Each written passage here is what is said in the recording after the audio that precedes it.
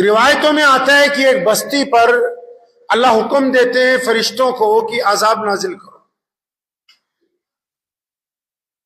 بڑے بڑے شیخ الحدیث، بہت نیک دل لوگ، بڑے بڑے کاروباری، نمازی، دیانتدار، ایماندار،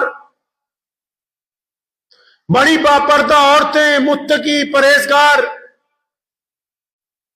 گلی گلی میں مسجدیں، ہر جگہ ایک دوسرے کے ساتھ ذکر اور اذکار کی محفلیں لگی ہوئی ہیں، نعتیں پڑھ رہے ہیں، بھوکوں کو کھانا کھلا رہے ہیں،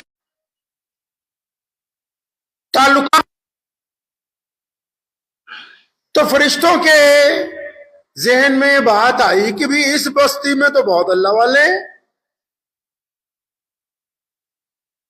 جو دنیاوی لحاظ میں وہ بھی اللہ کے قریب ہیں، انہوں نے بھی گھر میں نماز کے کمرے بنائے ہوئے ہیں، دیندار تو ہیں ہی. تو انہوں نے واپس ریپلائی کی اللہ تعالیٰ کو کہ اللہ یہ جس بستی پر آپ حکم دے رہے ہیں نا عذاب نازل کرنے کے لیے، یا اللہ اس میں تو آپ کے بہت سے مقرب بندے بھی رہتے ہیں. اب مقرب بندہ ضروری تو نہیں کہ بس وہ شکل صورت والا ہی ہو، کوئی بھی ہو سکتا ہے. تو انہوں نے اللہ تعالیٰ کو کہا یا اللہ یہاں تو بہت بڑھیا بڑھیا لوگ بھی تہجد بھی پڑھ رہے، اشراق کی نماز بھی پڑھ رہے ہیں، تو یہاں تو بڑے زبردست لوگ ہیں. تو اس لیے تھوڑا حکم میں ریویو کر لیا جائے کہ بھی یہی وہ بستی ہے جس کے اوپر عذاب نازل کرنے کا حکم دیا، کیا یہی وہ بستی ہے جس کو پلٹنے کا حکم دے دیا گیا؟ اللہ تعالیٰ کی طرف سے واپس ریپلائی آتی ہے کہ ہاں یہی ہے، اور یہی ہیں وہ سارے بدبخت، یہی ہیں وہ سب بدماش.